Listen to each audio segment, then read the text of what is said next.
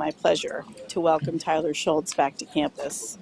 He was here in October talking with our students and the Silicon Valley community, which was one of his first large public appearances talking about the company where he took his first job out of college at Theranos.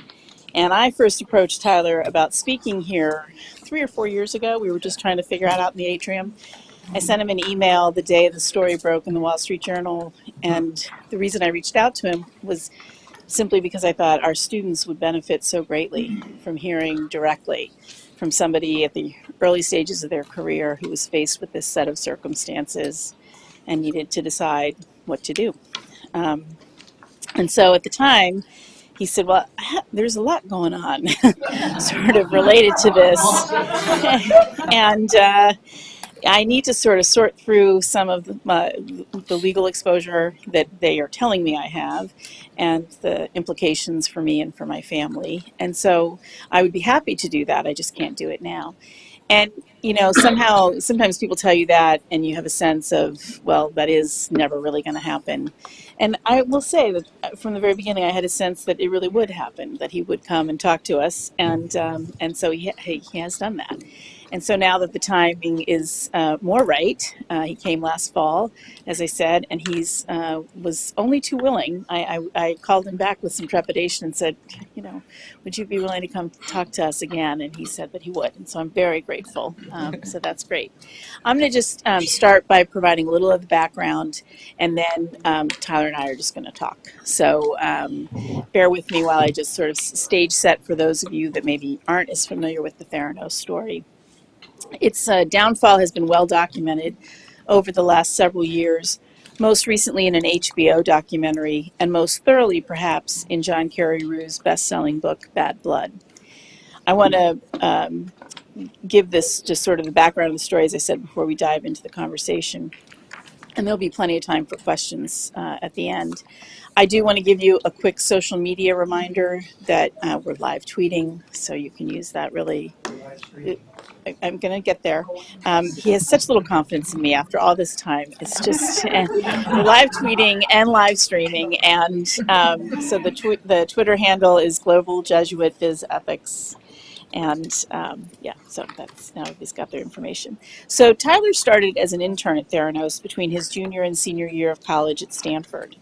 Elizabeth Holmes, the infamous founder and former CEO of Theranos, was good family friends with Tyler's family, and his grandfather, George Shultz, served on the board of directors for the company. While interning at Theranos, Tyler actually decided to change his major from engineering to biology because he was so taken with the mission of the organization. After graduating with a degree in biology, he started work full-time at Theranos, but he quickly figured out that something in the diagnostic numbers wasn't adding up. He also figured out that Theranos was inaccurately telling other companies and the public about what their machines could do. Instead of immediately blowing the whistle, Tyler decided to bring his concerns up internally. He talked to Elizabeth and others in senior leadership positions in the company, only to be met with hostility. He also tried to explain to his grandfather what was going on, but his grandfather didn't believe him. His parents urged him to quit the company, but to say that he was quitting for the reason of going to pursue his PhD, so as not to make waves. Ultimately, after only 8 months of working at Theranos, Tyler resigned. He was 23 years old at the time. Originally, Tyler didn't consider talking with a reporter. As Carreyrou explains in his book, he sent Tyler a LinkedIn message and asked if he wanted to talk to him about Theranos. Tyler decided to reach out to Carreyrou via burner phone, and he eventually became a central anonymous source for Carreyrou's articles on Theranos. In the 2 years that followed, Tyler had to fight back various legal threats from Theranos. He even had private investigators following him. Theranos' legal team tried to get him to sign several affidavits saying he had been talking to the Wall Street Journal, and they employed a variety of bullying tactics to convince him to do so. They also tried to convince Tyler to out other whistleblowers. Throughout this whole ordeal, Tyler remained steadfast in his commitment to do the right thing, while also having the added complexity of his family's involvement in the company. His grandfather didn't believe Tyler when he came to him with his concerns, and he tried to broker a deal between Tyler and Theranos. All the while, Elizabeth Holmes continued to attend Shultz family functions. Eventually, Carrie Rue's reporting exposed Theranos for what it was, an elaborate corporate fraud. Tyler's family had to spend $400,000 on legal fees to fight back Theranos' threats. In March of 2018, Holmes and the company's former president, Sunny Balwani, were charged with massive fraud by the SEC. Holmes paid a fine, gave back stock, and is barred from being an officer or director of any public company for 10 years. Balwani did not settle with the SEC, and in June of 2018, the U.S. District Attorney for Northern California announced an indictment of Holmes and Balwani on wire fraud and conspiracy charges. Theranos ceased operations on August 31st, 2018, and the company was dissolved. Elizabeth Holmes and Sunny Balwani will stand trial on criminal charges they lied to investors and doctors about the startup product's capabilities, and the trial is set for August 2020. The pair allegedly duped investors into funneling more than $700 million into the startup. After leaving Theranos, Tyler worked at Stanford's Center for Magnetic Nanotechnology. Currently, he is the CEO and co-founder of Flux Biosciences, Inc., a startup that aims to bring medical-grade diagnostics into the home of consumers. So, did I leave anything out? No, I think it's everything. We can go home now. Pretty thorough. So why don't we start by just having you talk about why you quit your job? So I quit my job because I'd been seeing a series of red flags that had popped up, and then I went and actually confronted management about it. Did not get the kind of answers I was looking for, and then ended up resigning. But to kind of quickly go through those red flags, so when I first started, I was working with the Theranos devices, and you can immediately see that these devices are not going to be able to measure hundreds of things from a single drop of blood. So I actually remember the first time that I saw what we called the open reader, which was one of the devices that had no external shell on it, so you could actually see what was inside, and you could actually watch what a protocol was doing. The first time I saw that was the first time another senior scientist was seeing it, who was a manager of mine from a previous lab. And she looked at it and just turned to the woman who was giving us the demo and said, "Do you think this is cool?" And the woman who was giving us the demo went, "I'll let you decide for yourself," and then kind of walked away. So pretty much right off the bat, I realized that there was this open secret that the technology didn't really exist. And you could pretty easily see that it was just a pipette on a robotic arm.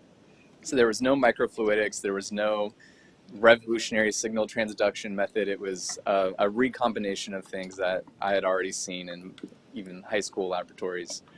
So it was very disappointing, and it can only run one thing at a time, and on top of that, it wasn't even a standalone platform. So before you could run a Theranos sample on the Theranos system, you would have to run it through a third-party pipetting robot called a TCAN that would do the first step.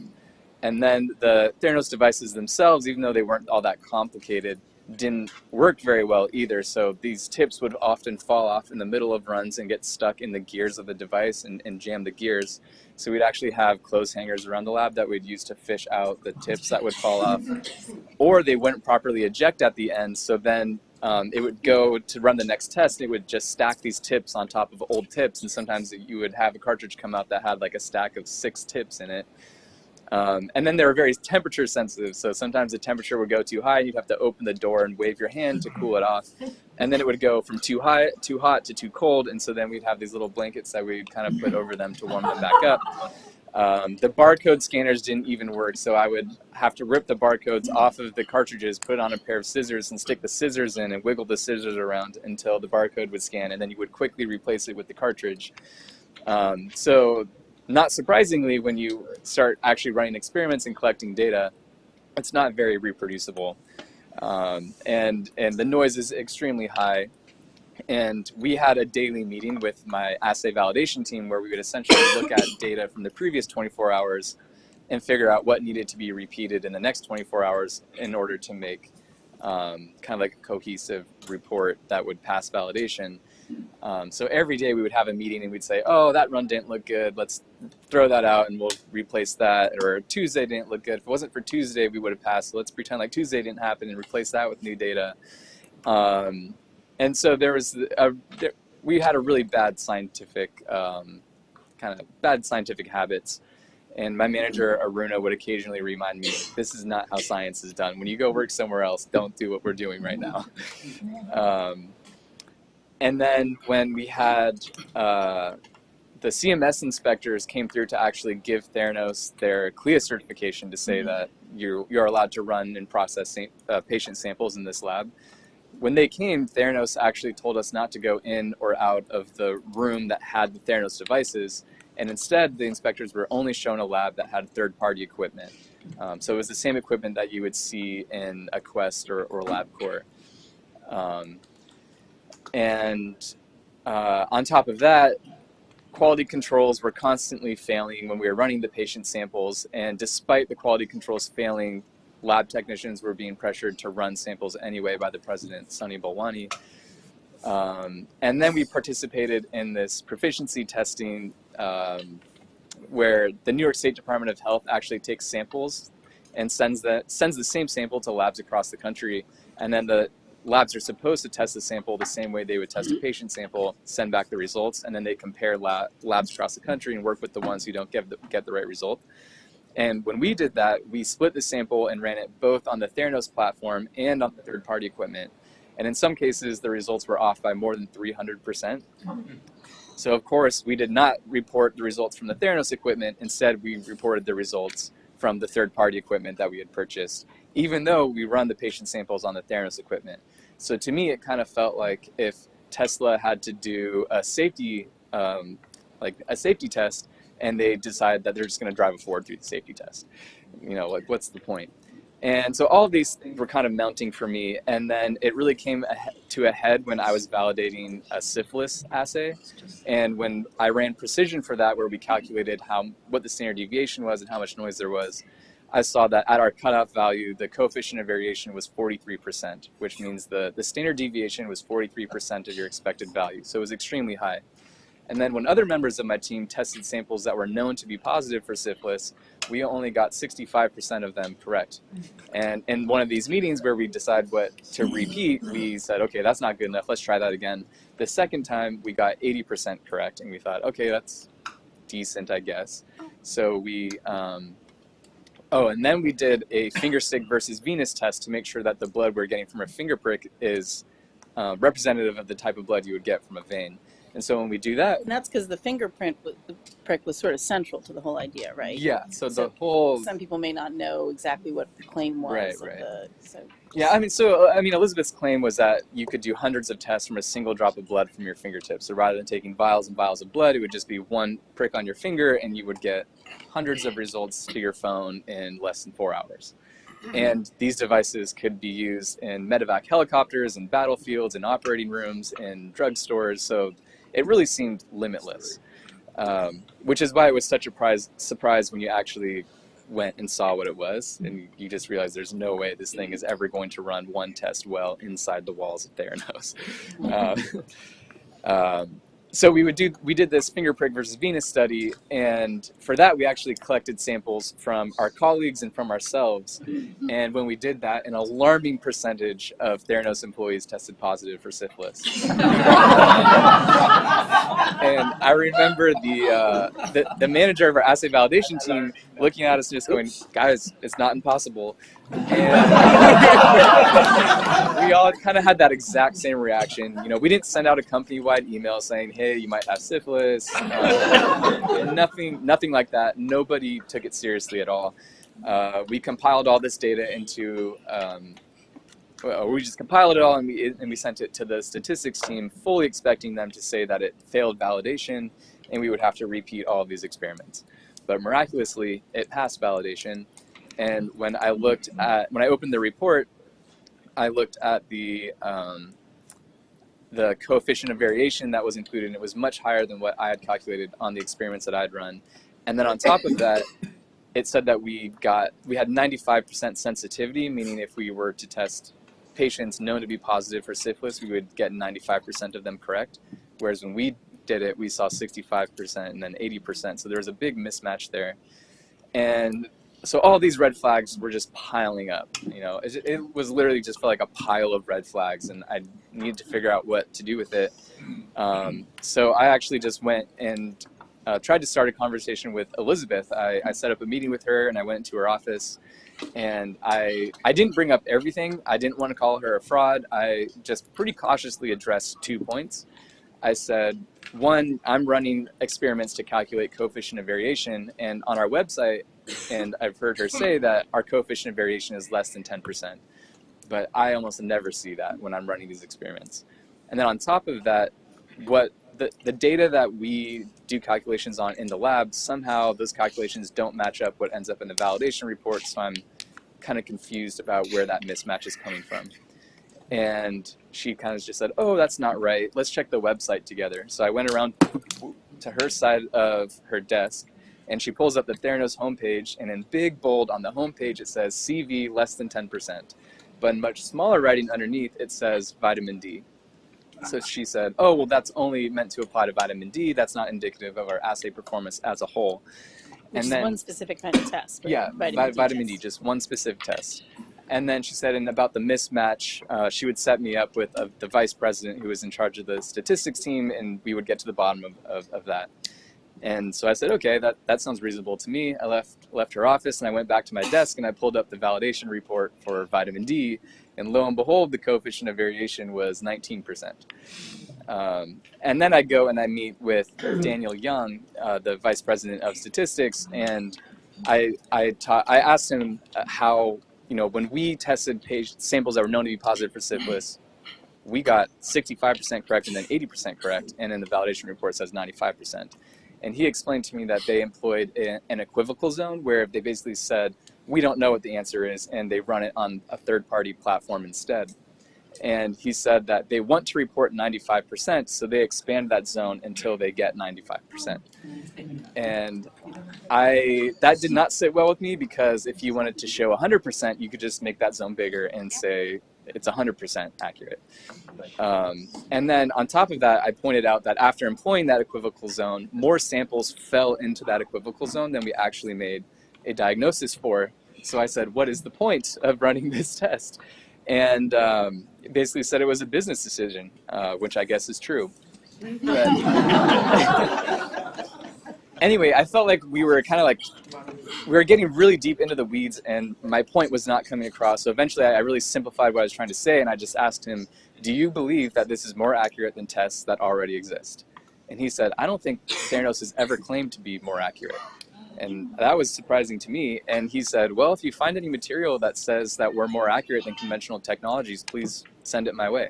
So I went back to my desk, I Googled Theranos, and every article that comes up says, cheaper, faster, more accurate, cheaper, faster, more accurate, over and over and over again. So I sent him these articles, and I set up another meeting with him, and he says, yeah, I think Elizabeth tends to exaggerate. And I agreed. But what I was seeing as, he was seeing it as an exaggeration, and to me it just seemed like a complete misrepresentation of what our technology was. And kind of this whole time I was holding out hope that the next version of the Theranos device would actually be able to process hundreds of samples, and it would be more accurate. Like maybe there was something that I wasn't seeing.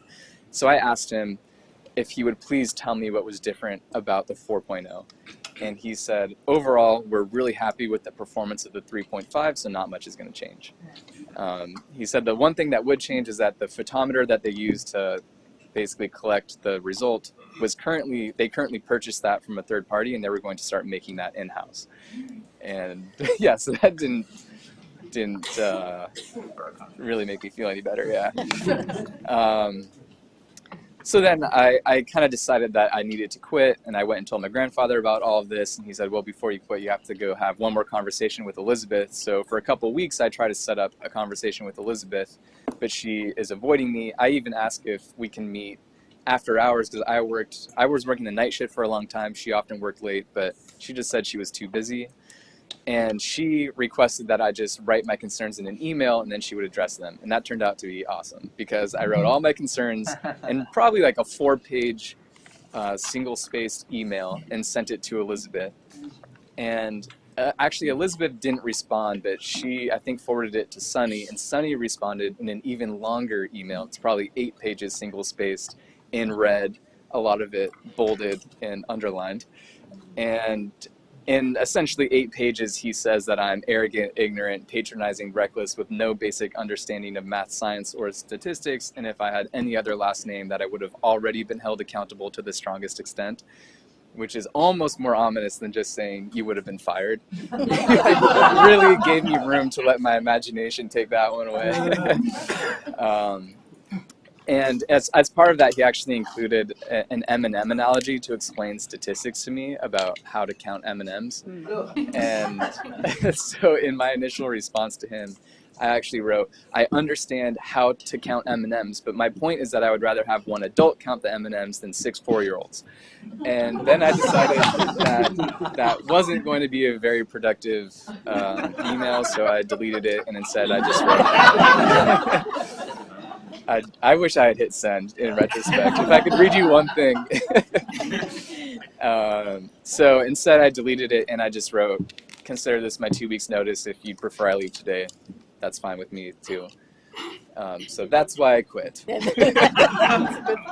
a good reason to quit. Did they escort you from the building at that point, or did you work 2 more weeks? No, so eventually, so I kind of spent that day sitting in the break room expecting to leave that day. And then eventually I actually spent my day putting together a really thorough lab notebook so I could pass off my work to somebody else. And then eventually the head of HR, Mona, invited me to her office. And she said... bet she did. Yeah. She said they thought it was best if I left today. And then she said that I had to wait for security to come escort me out and that I couldn't go get the personal books that I had at my desk. And then we kind of sat there for a few minutes and she said, actually, security's busy, so you can walk yourself out. So and then I asked, can I go get my books? No. So I just walked myself out, and then I just said hello to the security guy at the door on the way out. But yeah, I left. I was not kicking and screaming. I was not escorted by security on my way out, which is kind of an important detail because right after I left, my mom called me and said, stop whatever you're about to do. And I said, it's too late. I already quit, and there's no way I'm going back inside. And she said, oh, that's not what I'm talking about. Your grandfather just called, and he said that Elizabeth called him and told him that you vocalized a vendetta against her, and if you executed that vendetta, that you would lose.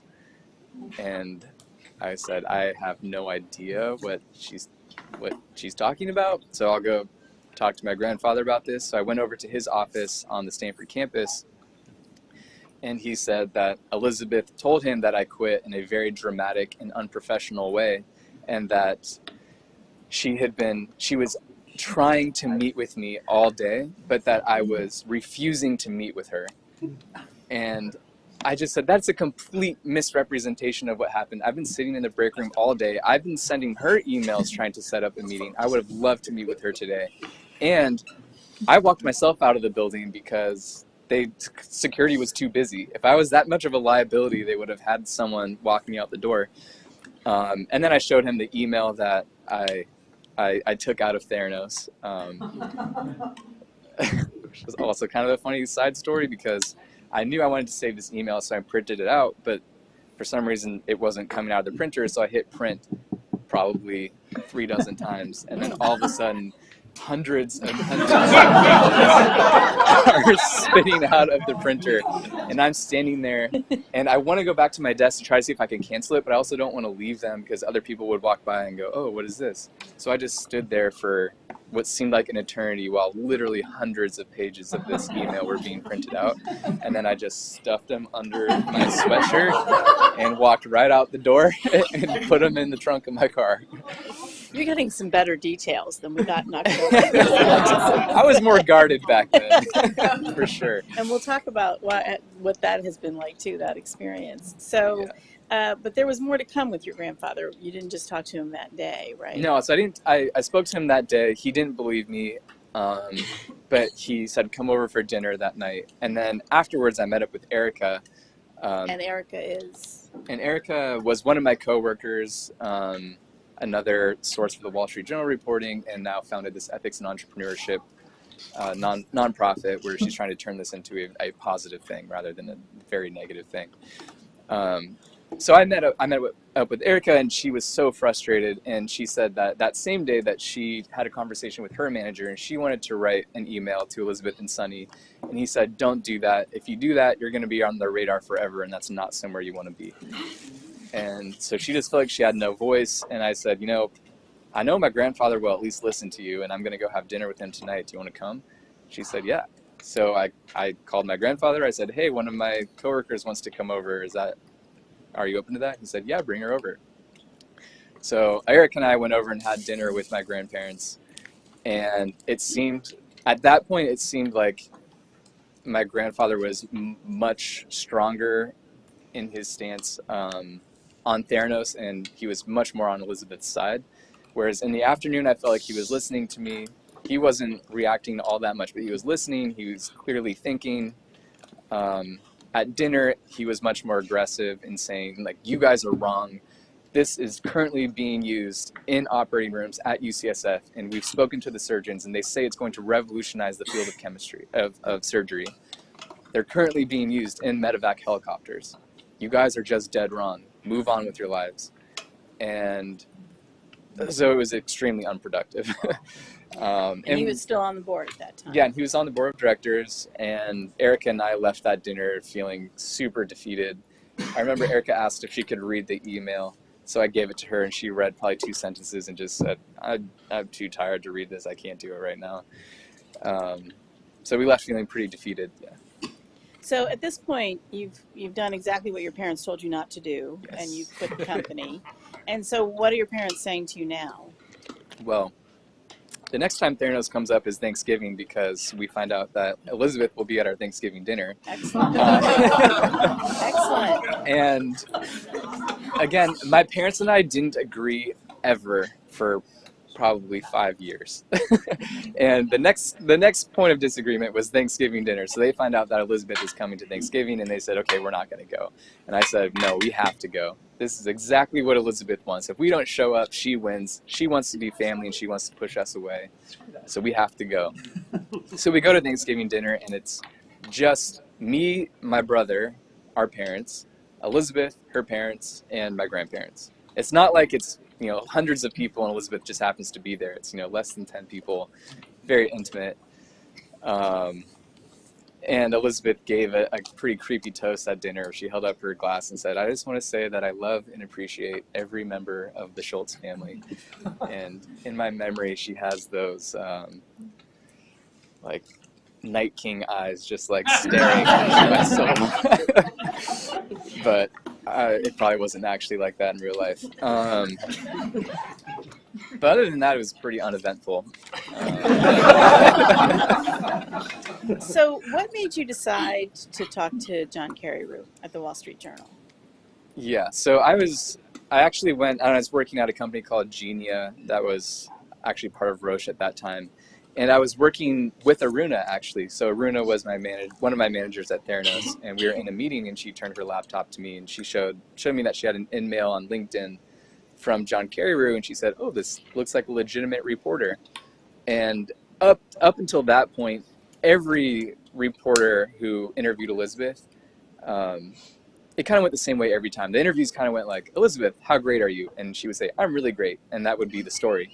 And it seemed like John was asking a little tougher questions. But Aruna said, it's great that someone's looking into this, but don't talk to this guy. Like, you want to stay out of it. And then I told my parents, they were also super excited that somebody was asking tough questions about Theranos. But they said, definitely stay out of it. And so true to form, I stayed out of it, and the story's over. No. Yeah. I stayed out of it for, I think, 3 to 4 weeks, and then I got curious about what he knew, and I don't know, I just really kind of wanted to talk to him, so I went and I bought a burner phone with cash, and I called him, because I wanted to be able to confidently show my call logs to somebody, to say, look, I haven't called him. I thought having the burner phone would completely protect me, but I was wrong. But I called John, and he knew who I was. He didn't seem that surprised that I was calling. I asked him what he knew about Theranos, and I was really surprised at how open he was with me, because anytime we spoke about Theranos, whether it was with Aruna or Erica, we were literally checking our shoulders to see who was listening, and everyone was very guarded. But then in talking to John, he just listed just like a laundry list of these same red flags that I told you about. And he said he was just looking for corroborating sources. And so I actually told him that my grandfather was part of the Nixon administration during Watergate. He was part of the Reagan administration during the Iran-Contra scandal. And he made it out of both of those with his integrity completely intact.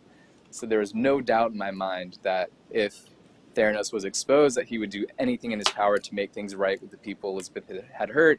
And he would come out of it with his integrity completely intact.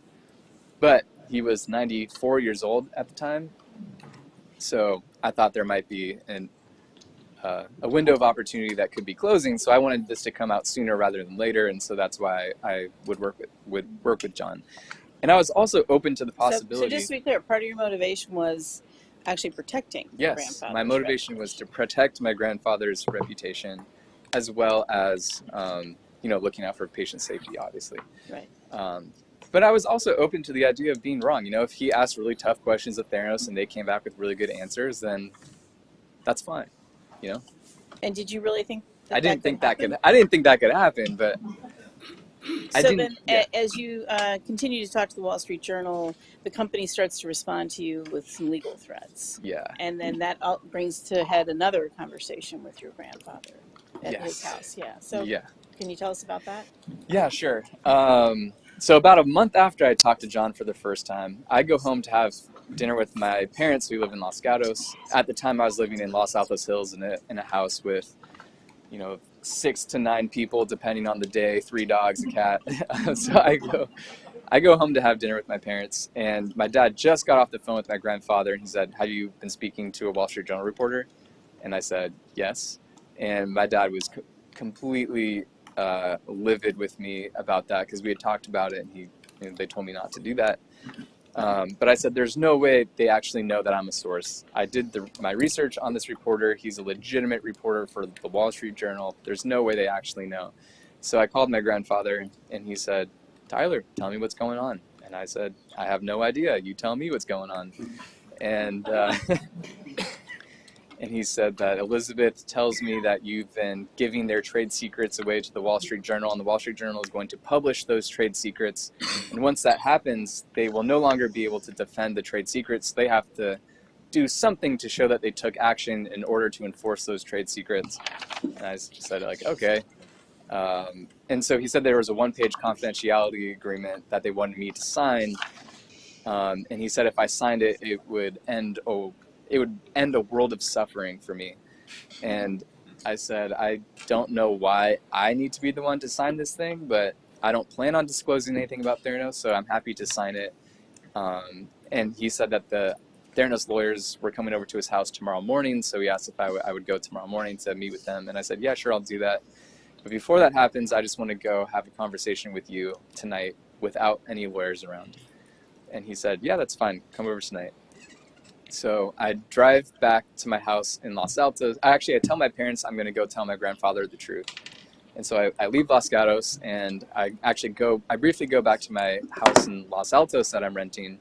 And I come in, and I'm in an absolute panic. And one of my housemates is sitting at the kitchen table and kind of asks me what's going on. And I tell him I'm totally screwed. And he says, okay, well, I know a lawyer. Can we call him? And he can give you some advice. And I said, yeah, let's do that. And he called his friend who's a lawyer. But before he answered, I told him to hang up. And I just said, no, I can't talk to anybody about this. That's how nervous I was. I wouldn't even talk to a lawyer about what was going on. And eventually, my friend asked, so what are you going to tell your grandfather? And I said, I'm going to tell him the truth. And he said, dude, you should definitely lie. And that was really, really good advice. And he basically said, you have no idea what's on the table, and you can decide to tell the truth anytime you want. But once you do that, you can't go back and decide that you want to lie. So you should figure out what's on the table, what's at stake, and then you can make the decision to tell the truth at that point. And I thought, oh, that kind of sounds reasonable. But I didn't know what Theranos knew, so I actually then called John Carreyrou, and I asked him what he had told Theranos, because they knew that I was a source. So he actually sent me all the communications he had with Theranos. It turns out there was one number that he pulled from the email that I sent to Elizabeth that he then used to kind of probe Theranos, and it was 42.9%. It was a coefficient of variation for TSH. But I thought, scientists share data all the time. I mean, that's not that damning. So I'm gonna go and I'm gonna lie to my grandfather, say that I haven't spoken to the Wall Street Journal. So I go over to my grandfather's house, and I rehash all of my old arguments. I tell him about all of the old red flags that I earlier told you about, and he says that the only reason they have third-party equipment is to validate tests. They don't run a single patient sample on the third-party equipment. Everything is done on the Theranos device, and he's seen it with his own eyes. He's gone, had his finger pricked, and gotten dozens of results back. So it has to be real. And the person who Henry Kissinger says is the smartest person in the world says it's going to revolutionize the field of surgery. All these old propaganda. Basically, he's just regurgitating propaganda. It's clear that we're not existing in the same reality. So I say, okay, well, I haven't spoken to the Wall Street Journal, but if you want me to sign this thing, or actually he asked me, will you sign it? And I said, yes, I'll sign this one-page non-disclosure agreement. And then he said, okay, well, there are actually 2 Theranos lawyers here right now. Can I go get them? And I was completely blindsided and unprepared for that. But I said, yeah, go get them. Because one of the things my friend told me is, you're a terrible liar. So, but if you want to lie convincingly, you just have to be confident. So I was thinking about that. I was like, okay, I'm going to be confident. I'm going to say, yes, go get the lawyers. So the lawyer, actually, right when my grandfather leaves to go get the lawyers, my step-grandmother turns to me and just goes, Henry Kissinger thinks it's all fake. And I said, and Henry Kissinger was on the board also. And I said, yes, why is nobody listening to Henry Kissinger right now? So what you learned a lot in this process about some of the legal implications of being a whistleblower. So tell us a little bit about what you learned and what your concerns were as you went through this kind of legal back and forth with Theranos over this next stretch. Yeah, so I mean, my concerns were that I was going to go to court. I was told that a good case scenario would be we go to court, spend $2 million and win. Overall, I don't have a really optimistic view of our legal system. So for about 4 months, we were exchanging these affidavits. We were constantly felt like we were on the verge of going to court. I actually had a notice to, so right after this meeting with my grandfather, I had a notice to appear in court. That was Wednesday night. My notice was to appear in court Friday morning. That was called off at like 11 p.m. on Thursday night. So it felt like we were days or even hours away from going to court for probably 4 months. And this was the company taking you to court? Yes, this is the company taking me to court. Was? Their claim was essentially that I had given away billions of dollars worth of trade secrets. Okay. And for a long time, it felt like the truth just did not matter. And it seemed like the only thing that mattered in our legal system was how much money you were willing to spend, and you could buy the truth. And it almost felt like we settle legal disputes over a game of one-on-one basketball, and you can pay whoever you want to go play for you. And Theranos just paid LeBron James to go play for them, and they could just crush anybody. And most people can probably only afford like a high school basketball player to go play one-on-one against LeBron James. There's just no chance that they're going to win. Luckily, I'm privileged enough to be able to afford good legal counsel. I spent between $400,000 and $500,000 in legal fees. So I was able to get someone like Steph Curry, who maybe didn't, at that time at least, didn't have the same big brand name that David Boyce or LeBron James have, but is equally good, if not better. And somehow they kept me out of the courtroom. Right. And that's because your parents backed you financially, right? Yeah. And so the same parents that told you to not quit, say Yeah. you were going to go get a PhD and then not talk to the Wall Street Yeah. Journal reporter. And then during all of this, so the other thing I learned about about the legal system, or getting sued, I guess, is that the only people you're allowed to talk to about ongoing litigation is your priest, your wife, and your lawyer. And I'm not religious and I'm not married, so that only leaves a very expensive therapy session. My parents really had no details about what was going on. They just knew that I was getting sued and that the legal bills were enormous. But Elizabeth was talking to my grandfather, who was acting kind of like as a mouthpiece, talking to my parents, and their version of the story was that I was being completely unreasonable. Theranos had given me plenty of opportunities to get out of this, but I was refusing to sign their very reasonable affidavits. So they actually begged me to sign the next thing that Theranos put in front of my face, just end it. They said, "This is not your problem. You've done more than enough. Just sign whatever it is they're telling you to sign and move on with your life." And they said that if this does go to court, and at the time it seemed like it was going to court, that they would sell their house to pay for my legal fees. But they begged me not to make them do that. They said, "We'll do this for you, but do not make us do that." And so Sign what did it. you decide? I did not sign it. So there's a trend here. Yes. For sure. Is this all before the first Wall Street Journal came out? Yes. So this is all before the first Wall Street Journal article came out. Finally, the article does come out, and I'm hugely relieved because we were worried that once the Wall Street Journal article did come out, that they would have no choice but to sue me, but they didn't do that. And they it seemed like they had bigger fish to fry at that point and moved on a little bit. But at the same time, it definitely still felt like they were pushing me around. You know, Elizabeth was still going to family functions. I was not. It seemed like my grandfather had made a very clear choice about who he believed and whose side he was on. And about a year after the first Wall Street Journal article came out, he was still on the board of directors. He still had a close relationship with Elizabeth. And so eventually I kind of felt like, if he wants to make that decision, that's fine, but I'm going to make him do it publicly. And that was one of my reasons for going on the record. And when I decided to go on the record with my story,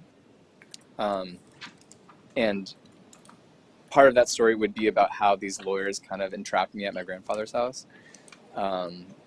Part of the reason for going on the record was that.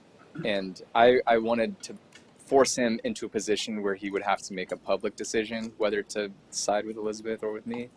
I wanted him to resign from the board. I wanted to expose David Boyce for some dubious ethical lawyering. And I just felt like they were still pushing me around. And at that point, I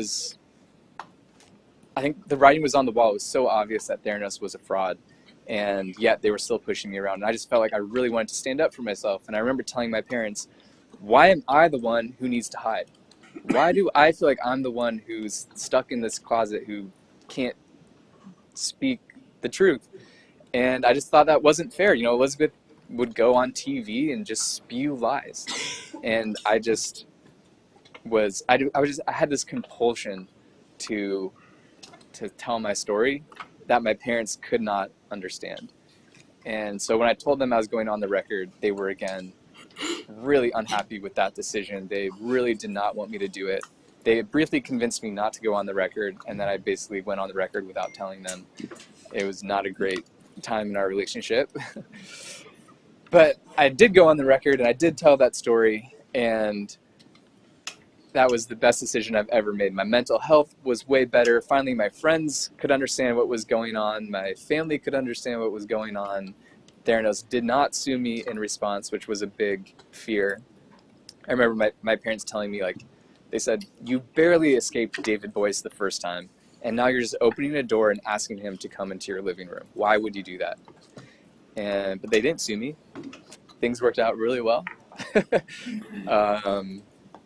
Yeah, I think that was probably the biggest inflection point for me, was going on the record.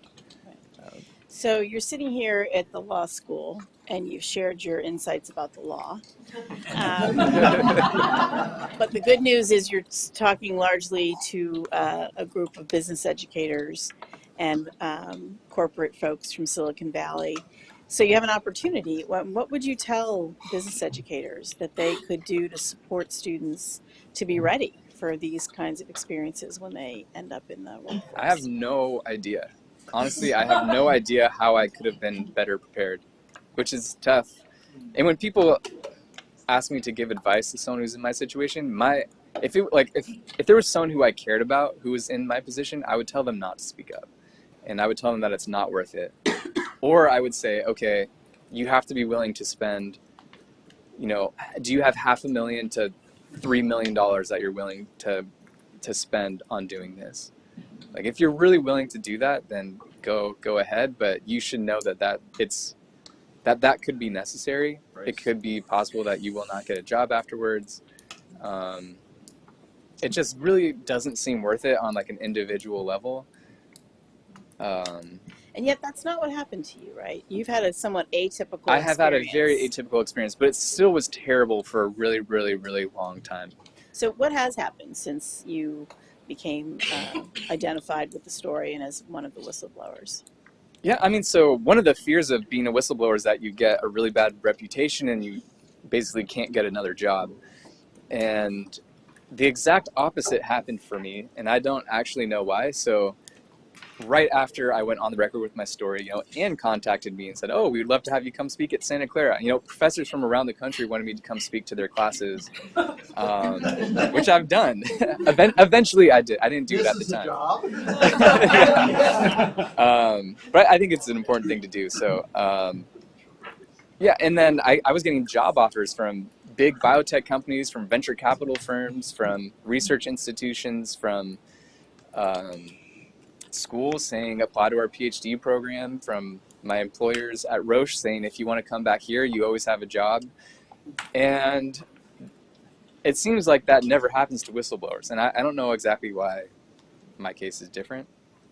I can, I hazard a guess, as I have when you and I have talked, yes. that the complexity and the set of relationships that you navigated both professionally and personally are pretty remarkable. And I think particularly your relationship with your grandfather comes somewhat shining through in the story, and people recognize how challenging it must have been to do what you did, not just on the professional level, not just for the concern about reputation, but because you had so much at stake personally. And what I've observed as the story has unfolded, and you and I have talked both in public forums and then privately, it's just really how much the motivation was grounded in love for your family and for your grandfather. Yeah, and but a lot of other whistleblowers have I know you won't admit to that, as well. But that's okay. Sorry, go ahead. I think most whistleblowers have good intentions as well. And still they can't find a job. So like why done something. Are the whistleblowers from Enron still unable to get jobs? Yeah, that's a great question. So you weren't originally planning on talking about this experience. No. And actually when Tyler came in the fall, it was going to be kind of a one and done, and then he was going to hang up his shoes and or leave them on the court, whatever the retirement analogy is, and go back to your working at your startup. But instead, you have actually accepted some invitations to talk. So tell us a little bit about what that experience has been like. It's been pretty crazy, very unplanned. After I went on the record, I didn't do any other stories. I didn't go on any other news outlets. I just had very specific goals with that one story. Felt like I accomplished those, and I thought, okay, now I'm done. And then there were people like Anne who were reaching out, and I said no for a long time. And then eventually Theranos closed its doors, so then it was at least safe to do things like this, or safer to do things like this. So I thought, like Santa Clara is right down the street, easy thing to do. Stanford, that's right down the street, easy thing to do. And then all of a sudden it's Columbia, Yale, Harvard, and I think, oh, well, my sister's out in New York, so I can go out and visit my sister and go speak to Columbia, and then I'm in the neighborhood, so you might as well hit or Yale and Harvard. And then it's BYU, and then, oh, well, I have a friend out in Utah I could stay with, so I'll go to BYU. So you open the door a little bit, and then all of a sudden the floodgates kind of open. But the reason I keep doing it is because it is always such a positive experience. And then kind of after doing the universities, and I did a few classes as well at Stanford, I started doing kind of bigger events. So a couple of weeks ago, I was at this anti-fraud association conference in Austin. And I remember they sent in the original email, they said there were going to be like 3,600 people in attendance. And I thought, oh, well, they must be counting like a live stream somewhere. And I show up and there's literally 3,600 people in the room. It looks like a stadium full of people. So it has snowballed. And you said something to me when we were getting ready for today about sort of the Q&A back and forth format versus just talking that I thought was interesting, and would like you to just talk a little bit about the opportunity it's afforded you for some reflection, which you seem to have valued in that process. Yeah, that is also true. I really didn't do that much reflection on my actual experience. I just kind of moved on. But doing events like this kind of forced me to reflect a little bit, which is probably a good thing. And so now that you have, do you imagine writing or doing in any other way, sort of processing the experience? So actually, a lot of people have asked me or suggested that I write a book, but I don't really have that much time. So instead, I'm considering doing like a direct to audiobook book and do something where I just go and sit in front of a microphone like this for a couple hours and then just throw that out there. And if people want to listen to it, they can. So that might happen. It might not happen. But I probably won't write a book, at least not yet. Yeah. And you don't have a lot of time right now because you're doing your own startup. Yeah. And you and I have had some conversations about that experience for you. And in the hall, I said to him, can I really ask you this question? And he said, as he always does, sure, I'm an open book. We had Erica, his colleague, who started a nonprofit effort in ethics and entrepreneurship, into the Visit the Center, and Tyler came. And in the course of that conversation, I said to Tyler, there's so many things that we recommend in terms of building in ethics in the culture right from the beginning, and this was one of the table conversations today at lunch. So I said, have you given any special thought to that? And he said, no. And so we were just sort of together reflecting on how really, so here, you've had this experience of being in a startup. And I mean, to some degree, Elizabeth Holmes, you could say, was doing what a lot of startup CEOs do, right? She was painting the picture. She had the big vision. She was out there talking about it. She was grounding it in a greater good kind of mission around healthcare. And there was a story. She used to say something about, imagine so that my loved ones don't have to be pricked one more time or suffer anymore. Don't have to say goodbye too soon. Don't have to say goodbye too soon. Yeah. Saving lives. So many good things that you could ground it in, and still it became a runaway train. And having had that experience now, here in your own organization, it's not really something that you're leading with, that you're not talking to them about it explicitly. But do you think they're getting some sense of how you operate? Yeah, I think so. I mean, at my stage, like right now, there are 2 people in our office in San Francisco. We have a mechanical engineer and an assay developer who are working full-time. And then we have a few like part-time contractors, so it's really small. And I was definitely not thinking about ethics at all when I founded this company. I'm thinking about filing patents, getting licenses granted, raising money. I'm thinking about circuit boards, firmware, software, surface chemistry, assay development, hiring people, finding lab space. Ethics is at the bottom of that list. Well, so is it, or do you feel like there are... As far as like consciously thinking about So how do you think the people that are working with you have some confidence in the way you're doing things? I mean, they could say, he's been at Theranos, it was a fraudulent company, this isn't going to go so You know what's well. hilarious is that our mechanical engineer came from Juicero. Oh. It's another company that's had some issues. Yeah, got So, the Theranos Juicero 1-2 punch. yes. No, but I think it's, I mean, we work really closely with each other, and I think it's clear that, I think my values are communicated very clearly when you work with people that closely, and I think it's very, I mean, what I think is most important is being able to communicate your ideas, and that was something that Theranos did not have. If you had, even if it wasn't necessarily like raising red flags, if it was just like a scientific disagreement, you were just shut down. There was no acknowledgement that things weren't working. So you need to be able to say, to vocalize disagreement about small things and big things, and we disagree all the time in a really healthy way, actually. But we don't have like any specific kind of like culture documents outlining how we should go about disagreeing with each other, or things like that. And then I'm just going to ask one last question, then turn it over to you guys so you guys can be thinking about what you want to hear from Tyler about.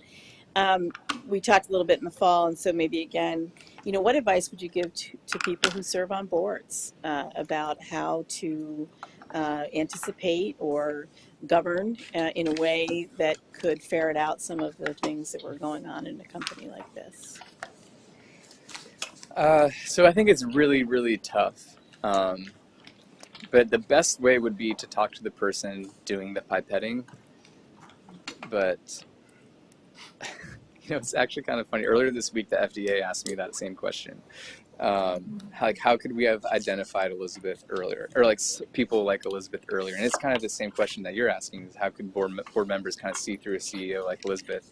And I think it's really, really, really hard. If you can get honest answers from the people doing the pipetting or the coding, then I think that's the best source of unadulterated information. But what I kind of told these representatives from the FDA is, if the FDA asked to speak to the person doing the pipetting, Theranos would have had us sign additional, they would have given us a script and basically said, if you don't say this, we're going to sue you or we're going to fire you. It would, like, something like that would have happened. So I don't know how practical it is to get information from those lower level employees. But I also think that the board should actually have a little bit more control than Theranos' board did. And specific reasons that you think they didn't have control, or they didn't. I don't know why exactly they didn't have control. There was a lot of kind of like, it was almost just like negligent, the amount of how little oversight there was. So the investors didn't have a board seat. So one interesting fact is that not a single investor saw an audited financial statement, and she raised $900 million. Yeah, without an audited financial statement. And one of the crazier things that was in the SEC filing is that they showed that in her pitch decks, she would show revenues of $100 million when the actual revenue was $100,000. And when a lie is that big, you don't think to fact check it. If someone tells you your revenues are $100 million, you think, okay, maybe it's $80 to $100 million, you know? You don't think $100,000. And then it's kind of like the same thing when she would make claims about, you know, being in the battlefield in Afghanistan or Iraq, and you have Jim Mattis on your board of directors. How are you going to fact check that, really? Who would know better than Jim Mattis? So she kind of had this source of credibility that made her unquestionable. Just because she had a certain kind of board member, although not anyone with medical expertise. Right. Yeah. So I think the board in this case should have done a better job of treating her like a CEO rather than like a daughter. For instance, I actually was in the room when Henry Kissinger read her a limerick that he wrote, where the punchline was, "You're not the next Steve Jobs. Steve Jobs was an earlier you." And it really felt like they were 8th grade boys vying for the attention of the prettiest girl in the class, more than treating her like a serious CEO. Fascinating. All right, questions from the group. So, looking around. So we have in the red was very eager. Yes. Guys, so how long did it take your grandfather to get in the program? The question is, how long did it take his grandfather to get with the program? Yeah, so again, the first Wall Street Journal article came out in October 2015. I went on the record in November 2016. The first time that he kind of acknowledged what I did was when the SEC filing came out, which I think he said was in March 2018. I hadn't spoken to him in a very, very long time, but a bunch of my aunts and uncles were in town, so I went over to his house to see them. And he kind of stopped all conversation in the room and said he had just read this report that came out, and he was astounded at the extent of the fraud, and he just wanted to congratulate me for standing up for what I believed in. And so that was really nice. But that was in March 2018. That would have gone a long way in 2014, 2015, even 2016. By then, it's a nice thing, but it didn't help, really. It didn't make my life any easier. It didn't take away any suffering that had already happened. But he's on my side now, so that's nice. And my relationship with him is returning to normalcy, which is good. Great. Sherry, and then Dawn right behind you. Thank you so much. I'd love to talk to you more about, because I'm working with some people in health IT, and we're trying to push the idea of classifying software in healthcare, because technology is such a young industry. And so that's why bringing it to medicine is really challenging, and having the physicians really trust, what's being presented to them. So congratulate you on, I couldn't have done what you did. So that's amazing. So congratulations on that courage, right? So my question is, do you think that simply Elizabeth and Sunny just didn't understand the technology and the science that was required to do what they thought they wanted to do? And what would you have wanted them to do once you brought it to their attention? I mean, because that's what I see all the time, is that the people somehow that get into the position are just completely not technical. Yeah. And so they just do not understand what they think they're trying to build. Yeah, I don't think they understood it very well. I remember, so one of my managers, Aruna, would have meetings with Elizabeth, and she would come back and say, Elizabeth does not understand what we're talking about, yet she's making all of the decisions. And I think they had to have known that this technology was not working. It was so obvious that this device could not do what they were saying it was doing. But I think what they could have done better is just listen to the people they hired. They did an amazing job hiring. I felt like my colleagues were really smart, really brilliant people who were then just completely stifled. And it seems strange to invest so much in hiring the best of the best and then just ignore them. So I think what they could have done better is simply listen. And I think when I raised my concerns to them, I don't think it was too late for Theranos. I think they still had probably, I'm really just guessing, but I think they probably still had like $600 million in the bank when I talked to them. That's enough money to turn things around. They could have acquired companies that were doing similar things and doing it right.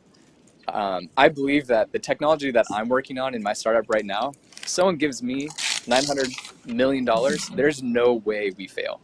0% chance that we fail with $900 million. She could have looked at what Stanford was doing and thought, boom, that technology, we're going to license it. It costs relatively nothing to license the technology from Stanford. And they could have taken this, I'm working on this, it's actually repurposing old magnetic hard drive technology to do molecular diagnostics, and it's super sensitive, it's multiplexable, and you can use it in point of care settings. That plus $900 million is success. So I do not believe it was too late. No, the technology plus $900 million is a great, and they had amazing scientists. They would have been so excited if they had a new technology to work with. Because I remember before Aruna had seen what was inside the device, she was telling me how she thought it was some sort of very advanced microfluidic device with some signal transduction method that no one had really ever thought of before, and then it's just a pipette in a box. All right, Don. Thank you again for sharing the story. It's been a journey, I'm sure, but I wanted to take this journey back to where I'm from, which is Washington, D.C., and I have a question. And my question is, and I come from financial services, so after the crash, we had legislation, Dodd-Frank banking regulation. Part of that regulation provided for awards for whistleblowers. Do you think that's an effective tool to either incentivize or to maybe it's a cash flow issue, it helps you after the fact, but do you think that that's an effective public policy tool? I think it would be if people knew about it, and I don't know if it's just that I personally live under a rock and I had no idea that existed. But if there was two things I could do differently, one would be to hit send on the M&M email. The second one would have been to take all this information and just go directly to the SEC, which is how you would get an award like that. And actually, almost more important than that, everything you bring to the SEC or to the federal government is protected. So Theranos wouldn't have even been able to threaten to sue me for something that I just went to the government with. And I just didn't know that existed. Again, and I think part of the problem is that I didn't see myself as a whistleblower. And I actually didn't even think the word whistleblower until I saw it written in the Wall Street Journal. And I looked at the headline and thought, wow, they got the headline wrong. Because I didn't think I was a whistleblower. And I was just reacting to situations as they came, and I was doing the best I could with the information that I had. And I really did not even think of the word whistleblower throughout this. So you're a superhero and you don't even know it. But yeah, hopefully people know about that now.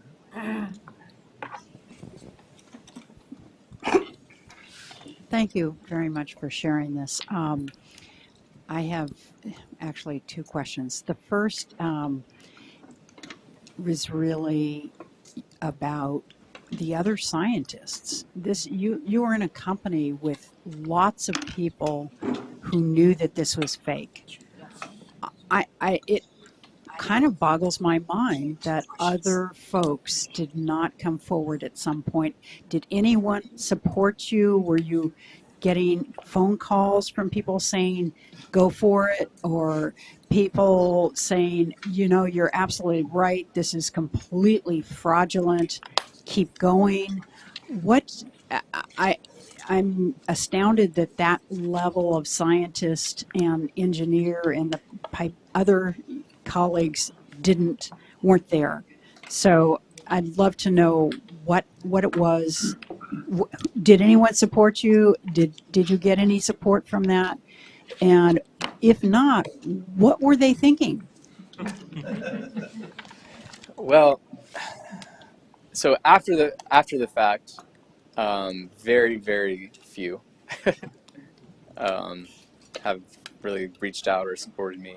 I think people are really afraid of getting kind of dragged into litigation, and I think for the most part people just want to stay as far away as possible from this.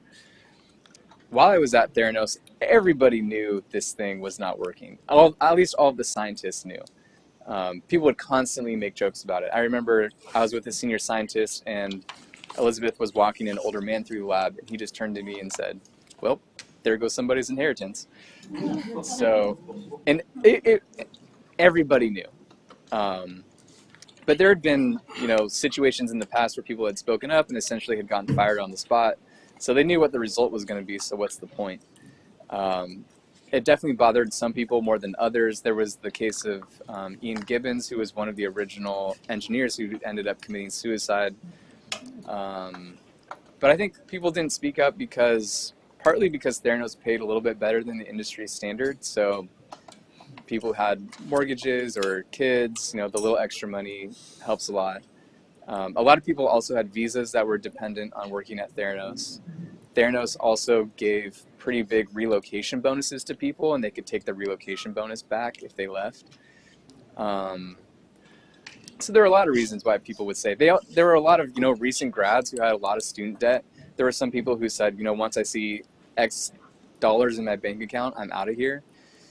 But it also just didn't seem like there was any point in speaking up because people had seen it happen in the past. They get fired. So why do that? In October, when we did this in a public forum, we took questions as we are now, and one person came to the podium to I thought to ask a question, but really just to compliment Tyler. And what was his title? He was the chief scientific officer. Yes, so he was the chief scientific officer from Theranos. Curious to hear how you're going to phrase this. Well, I think he came to now you've made me nervous about how I phrase it. I think he came to acknowledge your courage and what you had done, and to thank you for it. And he said, he said, I didn't do it. I left. And so I do think some people, even though they may not be comfortable talking about it freely, they certainly do recognize their own failures in some cases, and certainly how courageous and consistent, the diligence, sort of the perseverance to stick with it throughout the process at every step of the way. I think how much that really takes, knowing yourself and what you want to have happen as a result of your actions. When it happened in October, Tyler turned to me and said, "Did you plan this?" And I didn't. It was just an organic, he saw that we were having the conversation and it was clearly weighing on him and he wanted to say something about it. What would you, yeah, is there something else you would say about it in terms of why he did it? I remember him just saying it in a much, much more aggressive way. Or maybe it was what he said to me after. He basically said that he was reading the book Bad Blood. He said, "I'm fired on page 70, and that bitch keeps lying for another 200 pages. That was after. Karen, go ahead. Karen, I'm sorry. I thought it was you. But Hi, I'm Jim Stoner. Thank you so much. That was absolutely delightful. Even with my bad hearing, it was great. I got 4 things. I'll do them real quickly. I was going to ask that question, or something like it. You seem to feel that writing a book is a big deal. It is and it's not. And you've got the story. And there's 2 folks I think could listen to the story. And you may be in a unique place to tell it. And you've just done it just over and over again. So get it captured and write it up. One is the thing we're talking about is why we don't take action. Why do we let this happen? That's a natural, not for you to do, but for a law school. This is a great case. Go out and interview people and help us realize why we don't take action. And that may give us the courage to take action. So you have a real chance from the law side to do it. The other side I was thinking of was David Boyce Schiller does not come through very well in the book. And I'd like to have your reflections on, from the side you were on, what is the appropriate way for an attorney to serve a client? It didn't seem to me that what Boyce Schiller was doing, was appropriate for an attorney to serve a client. Okay, the last one is, I got to give you, the quote I got from you is great. If I heard it right, you got the legal advice that lie now because you can, lie now because you always tell the truth later, but don't tell the truth now because you can't lie later. That was not legal advice. That was kitchen table, my friend, colleague advice. And to give you a little bit more color on that, actually, that night I couldn't not sleep, so I went up to our kitchen to get a glass of water. And he was also in the kitchen. I was surprised that he was awake, and he just said, "I woke up from a dream where I was at Coachella, and I was so stoked that I couldn't fall back asleep." And I just thought, oh, wow, we were in very, very different places. that is the guy who's a dude, you should lie. That was not legal advice. So what are your reflections about the proper role of lawyers in situations, if you have any? Well, I mean, I think that's pretty clear that the lawyers really behaved, I mean, at least unethically. When my grandfather was deposed, they asked him about that situation. He said that the lawyers assaulted my grandson in his living room, and the lawyer giving the deposition had to kind of pause and say, can you describe assault? But I mean, they were extremely aggressive. I think it's crazy that that is accepted. And one of those lawyers actually now teaches a class at Stanford. She was hired to teach the next generation of law students. So I feel like it's not only, it's almost like, I think a lot of people seek out lawyers who are like that, who will do anything, who will lie to an elderly man to get access to his house so they can surprise his grandson. I think there are people who think that is the lawyer that I want on my team.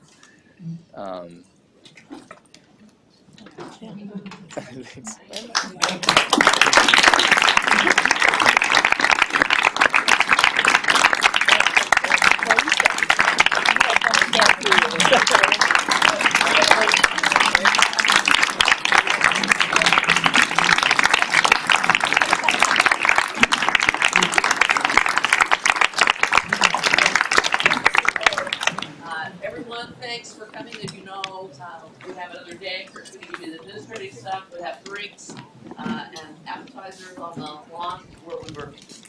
Drinks and appetizers on the lawn where we were, and Kurt's going to do some of the administrative stuff. Just to remind the academic participants, their tomorrow morning schedule is similar to this morning. 7:45 meditation in the same room here in the law school, led by Tobias. 8 o'clock breakfast, and we start at 8:45. The schedule for tomorrow, I'm told at the final schedule there already have been 2 minor changes, but nothing substantive that you need to worry about.